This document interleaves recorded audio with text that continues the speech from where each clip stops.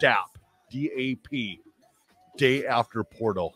Day after portal. DAP. And there's a lot of moving parts. I don't know if you guys touched on this. Ben Bramer flips to Iowa State. Made the change. He's Cyclone. So, I mean, Nebraska. How does a Blue Jay go to the Cyclones? This ain't right. Are your headphones struggling there, AD, a little bit? Come on, Pierce Blue Jays. Test. I mean, try that one on the far right. I even read last night that test. There we go. There you go. That Coach Roy even wanted to meet with Matt Harrion when he was up in Pierce. Yeah. So what happened was, I have a feeling that this was a thing that was in the works for a very long time. Because Matt Rule, so he was up there, had an in-home visit with Ben Bramer, and ended up. He left a good impression right off the bat with Ben Bramer and his family.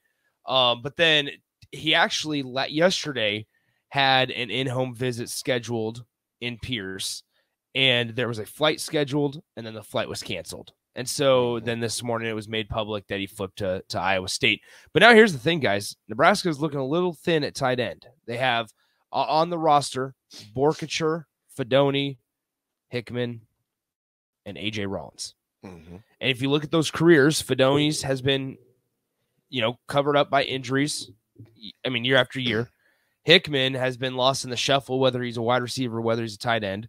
Borkacher is the only one that saw significant playing time, and A.J. Rollins was kind of a spring story this year. So I don't know. It's just going to be interesting now that Nebraska is without Sean Becton there. I just got out of the street. Well, I'll tell you what, we got a young guy named John. Well, obviously a little biased, but little guy I've known for since he was born. His father's been one of the best buddies, John Goodwin. His son, John Goodwin, once got 2 years eligibility there. In my opinion, underutilized. So he's there with 2 years left at tight end. So yeah, we gotta fill that room up, man. I'm not saying fill it up.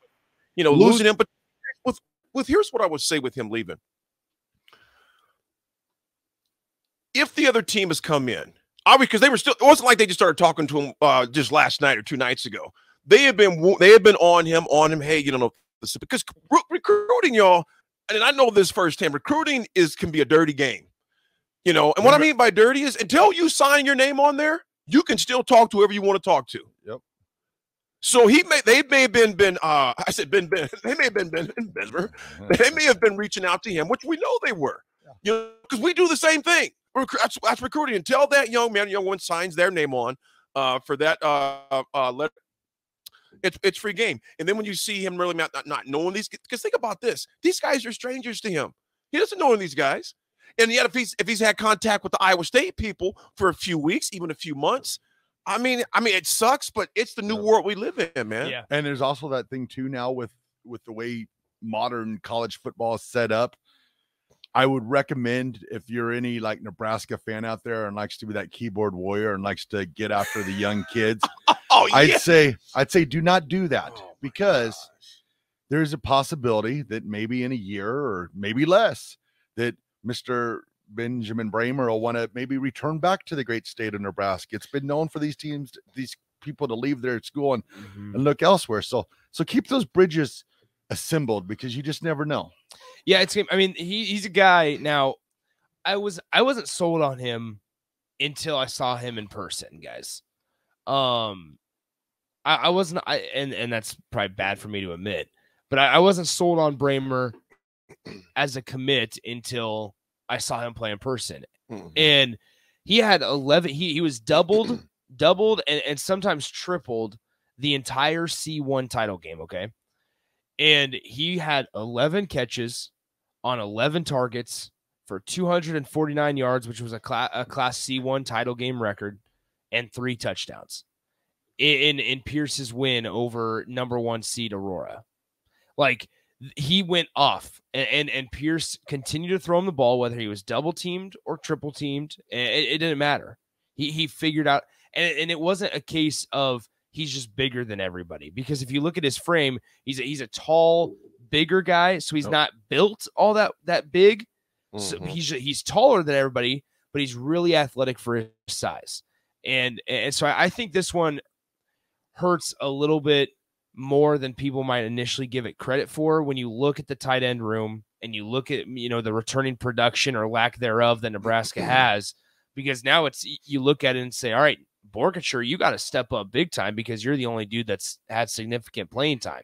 And AJ Rollins, let's hope you become less of a spring story and more of a fall story, right? And Fedoni, stay healthy or stay in Lincoln. It's like, time, Thomas. It's one of those things where you just kind of wonder what the future holds for Nebraska's tight end room.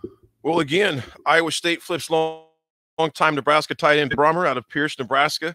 Claytonia John, I see that's who you want to see. That's what it was. Benjamin Bronner. Bramer out of Pierce, Nebraska. He was a long-time commit. And I want to, and Raph, you bring up a good point. I want to reiterate that. I'm just going to assume none of our listeners on this show are tweeting teenagers and wishing them ill will once they make it to change their mind. Because the reality is this, y'all. That young man is going to spend the next 4 or 5 years in this place. If they are not comfortable, I'm not going to fault someone. But first of all, here's the thing. If a person doesn't want to be here or has doubts, I don't want that person. They need to go where they're comfortable. And that's not a knock against them. Yep. I change my mind all the time. Yep. You know, so I'm not going to fault an 18 or 17-year-old because they decide to go to another school. In our selfish motives, you want them? Yes. But, man, this is the next 4 or 5 kids of those kids' lives, man. Listen, if it's not here, it got to be somewhere else then. And that's all good. I wish that he's a Nebraska number one. Yep. And just because now, at least he was offered, because that wasn't always happening back in the day, in the past 10 years. You know what I'm saying? So my philosophy is this. You know what? If that young man wants to go to another school, go to that school, because at the end of the day, football is a short part of their life. Have the best college experience. If it's not, I wish that experience was here, but if it's not, so be it. And it still could be. It still could be. You know, think about Pitt's quarterback. That dude's been in the transfer portal 2 years in a row. Yeah. So my thing is just let those kids be kids and stop. And I'm not saying anybody else, but when I see that, Raph, people tweeting kids, well, you made the biggest mistake of your life. If you're 45 years old and you're tweeting an 18-year-old the biggest mistake of their life, I would say the roles are probably reversed on that one, man. What's crazy about that Pitt quarterback situation, did you guys see they already got a transfer quarterback? They already filled the spot of Keaton Slovis. What was that? So Pitt, obviously Keaton Slovis entered the portal from Pitt. Then later yesterday, they got Boston College's former quarterback, Phil Jerkovich, I want to say. Oh, yeah. The Boston College quarterback, he entered the portal 2 or 3 days ago, already is going to Pitt. The wheels were moving. That's what I'm saying, I mean, there's stuff so already things going on in motion. Everything is so fluid right now. It's crazy. I know we got a little longer on this segment. We got a few minutes left on this segment, but because I want to wait till Rico gets in. Rico, safe drives into the studio this morning. I said safe way. Get in here. We're waiting for you. Yeah, got to get some clips made up. Can you hurry up, man? I want to bring up this. The last night's Monday Night Football game was insane, bro. I'm still just blown away that because New Orleans and Tampa always play each other close. It seems like historically they just always play close games. And it was Tom Brady. And I told you, I'm not a fan of Tom Brady, but I respect the dude, man. I mean, the dude, just what they did last night as a team was crazy. Because here's the reality. They were down with 6 minutes left, 16-3. And for some reason, Bobby Ingram is running with an easy first down. I'm not saying I would have iced the game with 6 minutes left. But if he would have just ran and just got the first down, and I don't know why he was running out of bounds anyway. You want to keep the clock rolling. You don't want to be giving Tom Brady time. So he ran out a yard earlier the first down marker. The rest is history. All right. Tom Brady engineers a drive. Those cats come back downfield, and it's a wrap. And I looked at that. I was like, oh, snaps. He did it to him again. But the story. I think the story is, did you think they were going to come back and win, or did you think that Surface was going to survive when he was on the bench yelling? I thought for sure he was. What was that? Those tabloids. Oh, that he always crushes? That he always crushes. Yeah, honestly. I thought beginning of the fourth quarter when he was yelling and screaming, I was like, oh, that Surface is done dealing. But he did Thomas, not slow it down. Thomas, he did slam it. And Thomas, you're exactly right. New Orleans and landed it up. Yep. And Bo Lever, Tom can win it in the crazy. He can, man. And think about this, y'all. Okay, so quick shout out though to this kid. I mean, he's not listening, of course.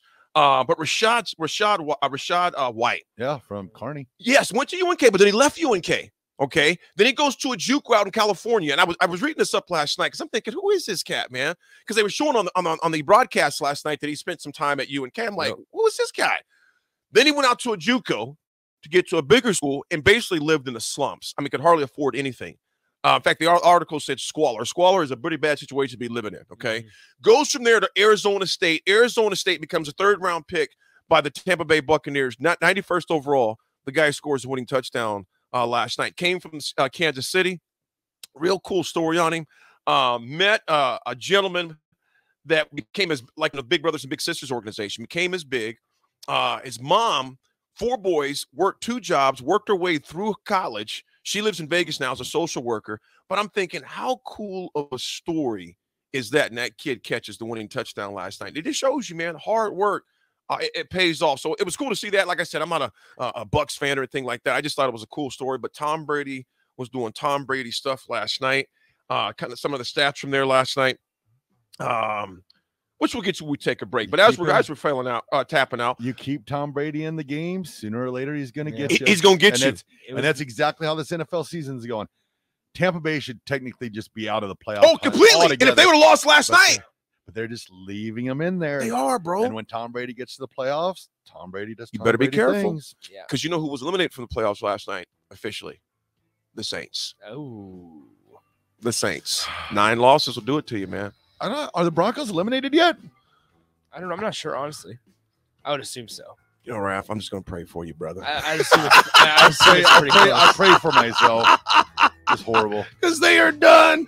All right. We're going to throw it to break right now. This is The Drive on 93.7 The Ticket.